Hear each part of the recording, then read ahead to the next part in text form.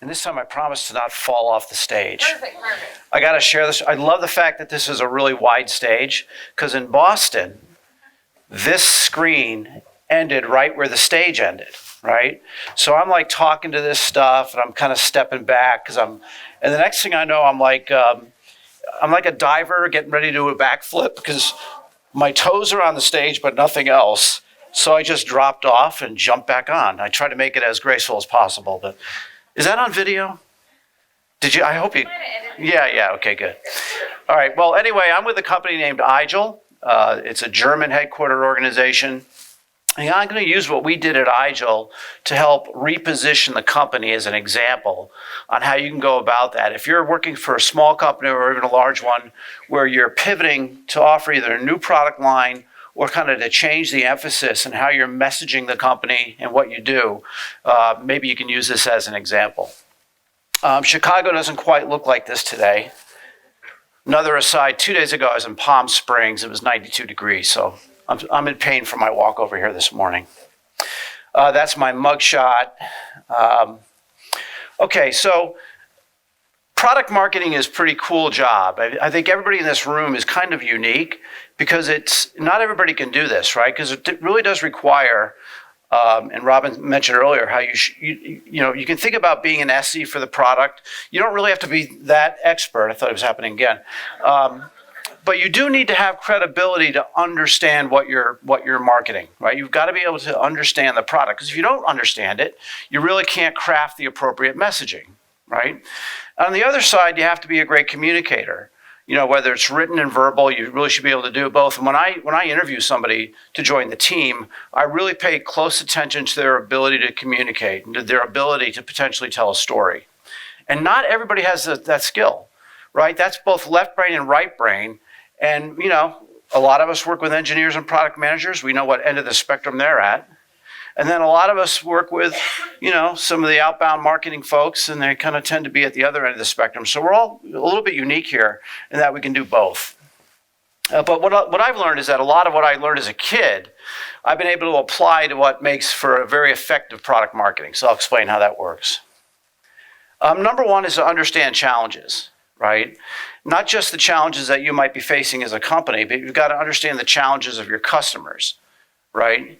And maybe their customers, because we're a business-to-business organization, B2B, right? So we sell to companies. In our case, our biggest challenge as a company was we were selling these devices. You might have heard the phrase thin client. And what these things do is they project a Windows experience to the user, even though Windows is actually running in the data center. So all of us with our laptops here, we have complete freedom because we've got these laptops with us. We've got Windows running on the laptops. We can get to our apps wherever we are. But in certain businesses like hospitals and government and banks, schools like lecture halls and labs, they want to be able to limit what people can do on those devices. So they run Windows in the data center, and they present the Windows experience to the keyboard and the mouse to the user, so it feels exactly the same, yet everything's actually running elsewhere. And we're in that business. And healthcare is the biggest by far. Healthcare is really, really keen on doing it this way because of the regulations, because of how critical it is to protect patient information, for example, with HIPAA in the US and GDPR. So we're known as a box vendor. And what we've done is we figured, okay, where's the world going? We're selling these devices, we're competing with the likes of HP and Dell, who are much bigger than us. And we're figuring look what's happened with Office 365. Look at all this cloud stuff. Throughout my career, the cloud was always this thing that was going to happen. Well, it's here. I mean, the cloud is here. Most of us are accessing apps in the cloud. Kids are playing games in the cloud. Everything is becoming more cloud-based. So we figured, okay, if the world's moving toward the cloud, why don't we just focus on the software aspect and allow our software to run on any device to enable easy cloud access? So that was kind of the pivot that the company took, because we were looking at what was going on. So whether it's a hospital or a bank or you're at home, the whole concept here is that more and more is happening out of the cloud. And we're all hypermobile, right? We're a lot of us are, and by the way, no offense, you're not insulting me if you're looking at your smartphone right now, because I think I did it a few minutes ago myself. But, wherever you are, whether you're in your hotel room, your coffee shop, doesn't matter, we're all kind of hypermobile, but we want to have that great user experience, and that's fine. But to this guy in an enterprise who's trying to control what people do, right? He cares about security. They care about permissions and policies based on what's enabled in Active Directory based on your job. They're kind of afraid of this because we've got, data running amok and users all over the place accessing it. So there's this classic push-pull between control, security and control, and then freedom so people like us can get our jobs done and maybe play as well. So the key to this is, okay, we know where the world's going. People want freedom. Companies still want to control information. So what's the world that your customers live in, right? Empathy. You'll hear the word empathy a lot, right? You really need to understand what is keeping your customer awake at night. Because ideally, you'd like to have him snooze like this guy. Anybody here own one of these dogs, English Bulldog? I read that they're like the worst watchdogs you can possibly get because they're known to sleep through like 5-alarm fires and stuff like that. But anyway, you want to sleep like this guy. So you have to understand what's keeping them up, and you have to understand where the world is going, users want. And if you think about these young kids now who are coming into the workforce, they are growing up with cloud-based services, right? They play in the cloud with their friends, right? This kid's upstairs in his room yelling and screaming because he's playing a game, and one kid's in Pittsburgh, and the other buddy's down in Miami, and they're collaborating and having fun, right? At least you hope that's what's going on. He shops in the cloud. He got that cool sweatshirt in the cloud. They socialize in the cloud. That's both a good and a bad thing, right? In fact, I was talking to a buddy of mine the other day. He wants to get his kid off now because the kid is just constantly online. So that's a challenge that parents have nowadays that they didn't have when I was growing up. He expects to work in the cloud. So when he graduates from university, he expects when he gets there, he's not going to have to radically change his habits for both work and play. So you better be able to accommodate that if you want to retain people. And 70% of the population will be what we call millennials or younger by 2020. We've heard the phrase earlier. Robin was talking about earlier, Nate was talking about earlier. This is all about storytelling. I mean, the key talent we should all have is the ability to tell a good story, right? So, for example, basically any good story, right, is going to have a good beginning, where you are today and where it's going. Because customers would much rather hear a story than like you just saying how great your product is. Because a story it's human nature. If someone's telling you a story, you kind of want to know where it's going. You're curious. It creates curiosity, right? So when we talk about our company, we talk about how it started in Bremen, Germany, right, as part of this other company called Melchers. Where we are today is grabbing market share from some of the biggest companies in the world. But really what's important in marketing is to figure out where you're going so that everything you do is leading up toward that, right? Every product release is a proof point in that ongoing story. All the collateral that you create should be kind of reporting up like a bomb to that story so that you're constantly getting that message out, supporting where you're going because you want to take your customers there.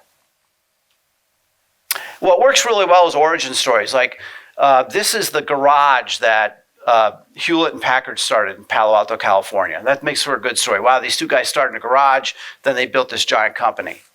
Another origin story is Dell, Michael Dell, right? His dorm room at the University of Texas in Austin. So, we figured, okay, well, we had humble beginnings. Like we were up in the attic up there on the top floor of this little building in Bremen, Germany. So that's kind of cool, somewhat similar to the others. In fact, our first 3 developers were up in those dormer windows. I guess we've got this thing about attics. So they were up there working on the initial software. And now the company has grown to the point where we now have a U.S. Headquarters in San Francisco. And we're dwarfed by the Salesforce building. And what's so amazing is that if you look at old posters of San Francisco, the signature building was this, the Transamerica Tower.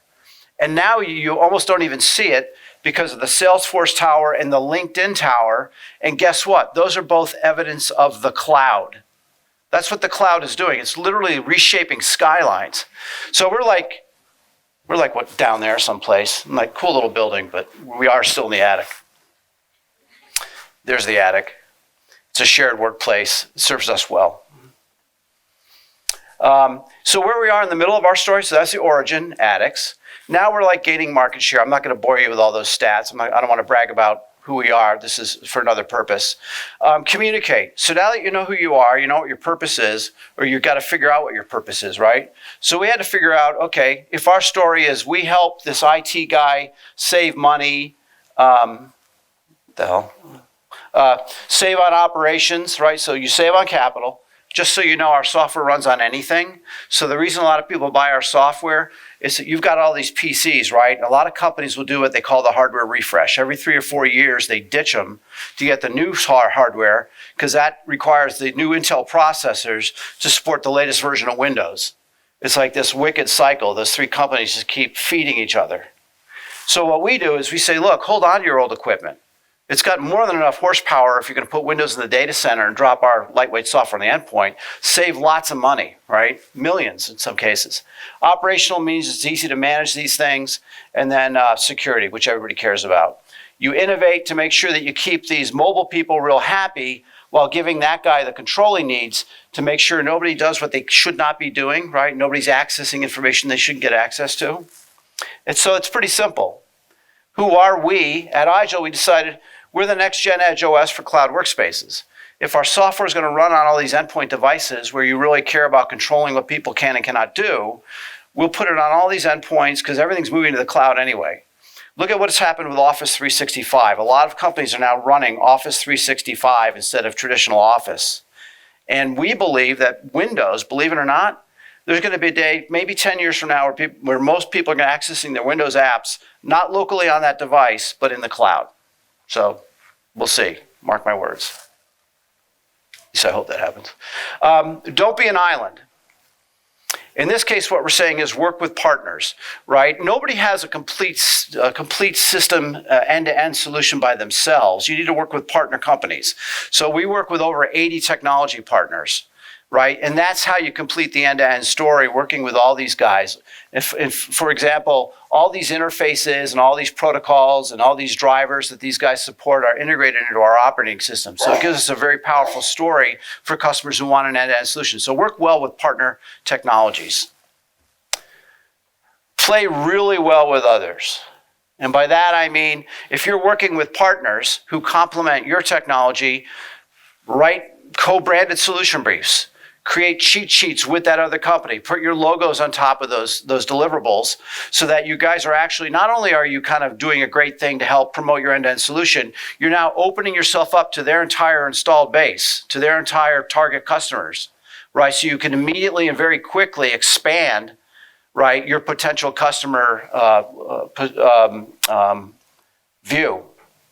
So we work with a lot of guys like, VMware and Citrix and all those guys who are involved in this type of technology. And we create a lot of these pieces with them, many of them co-branded. And as a writer, I love doing this stuff. I like working these people. The process is real simple. Give me your top 5 bullets. I'll add our top 5 bullets. That'll craft a story by looking at it. I'll write a narrative preamble. I'll write a summary. I'll send it over to you guys. We go back and forth and iterate. Like I knocked out something in about 10 days with one of our partner companies to get ready for Microsoft Ignite, which was last week. So that was fun for me. The other resource is your customers. So we're really big on video. And we heard earlier, customer stories, we have a phrase inside the company that says customer stories rule. There's no better advocate for your product than your customer. Like, don't believe me. Hey, I've got marketing attached to my title, right? So you might be a little bit skeptical anyway. Let our customers tell you. So we're really big on this. We're moving away from these kind of like talking head videos, which, they can be kind of boring. So we're moving more into like the narrative where you're walking through the facility. We're adding some graphics and stuff like that. But telling stories in video, in a 90-second video, is a great way to get your message across. Be social, right? And by be social, we're really social. And we've really converged on LinkedIn. For business to business, we believe LinkedIn is the place where people go. So we are very social. We'll put all kinds of stuff out there, new assets, new deals, events coming up, recent events, that kind of thing. Any kind of news we'll link to. We create what we call social cards. So we're big on LinkedIn. We also do use Twitter. And that's, by the way, that's our mascot, Zippy the Hedgehog. That's somebody's dog who likes Zippy. But, we highlight Zippy at a lot of our events too, and that creates a lot of excitement. I think this thing's about to be a goner as soon as the camera goes away. Support your community. We've got a lot of business and we get a lot of support and build a lot of presence through our customer base because we have a community, right? Just get to it by igilcommunity.com. And this is where people can share ideas and experiences, right? And talk about how they're using the technology. So you get this great banter back and forth between advocates for your technology. And it kind of builds momentum of its own. And we'll leverage this. Like if we're going to run a marketing program or campaign, we'll make sure that we highlight it inside the community because that really helps it to take off. Because as you build your installed base, the community gets better and bigger than ever. And then you can start, putting quotes that these guys made as they talk about why they like your product, right, in the community. And then finally is be grateful, right? So I think this is a pretty cool job in product marketing, right? Because you get to learn the products, you get to spend time with sales, you get to spend time with product management.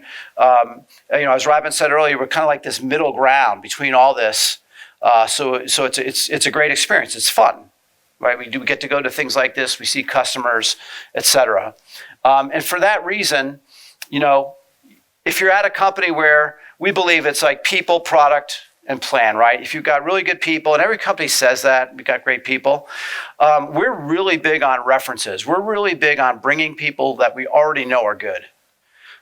So we have done a lot of hiring.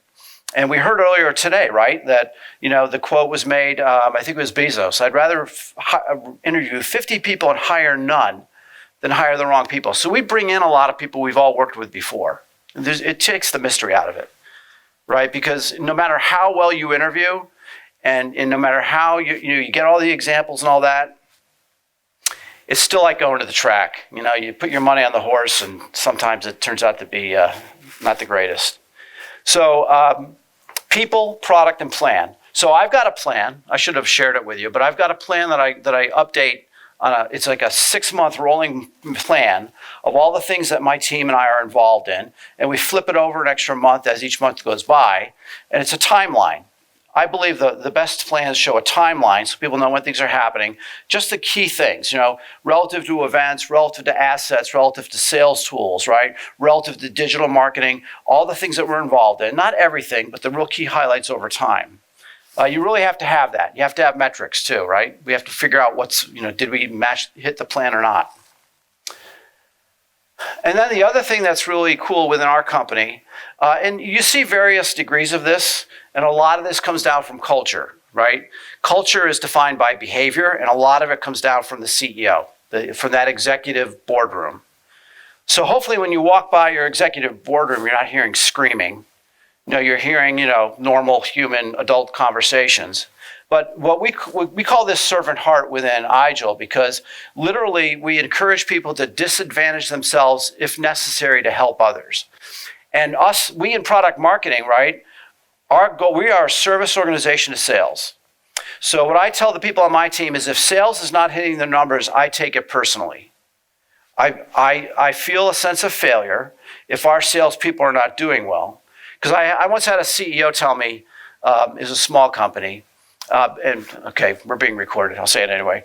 He said, your job is to make it easy for a dumb salesperson to sell to a dumb customer. So I'm going to rephrase that. So our job is as a service organization is to help sales be as successful as possible. So it means that the messaging's got to be really easy to consume. The assets have to be quick and easy to digest, right? The sales tools have to be usable and not require a manual to use them. But with that, right, you get this great sense of satisfaction. So that's what we believe. We believe we help our peers, we help our partners, all these channel partners who sell to our end customers, and of course, we'll do whatever it takes. right? So there are a lot of aspects of the product marketing job. I tell people on my team, if a salesperson calls you up and asks for help on a deal, drop everything. I don't care what anything's due. Drop everything and help that salesperson, because that creates an incredible bond between product marketing and sales. Then they know you're a great group. They're going to come back to you. Now, and we're not always in that mode, by the way, either. But that's how you win trust. So with that, yeah, that's the whole thing. That's it. So, a few takeaways from here. Hopefully it was helpful for you guys. Appreciate your time. Thank you very much. Bye. Yeah.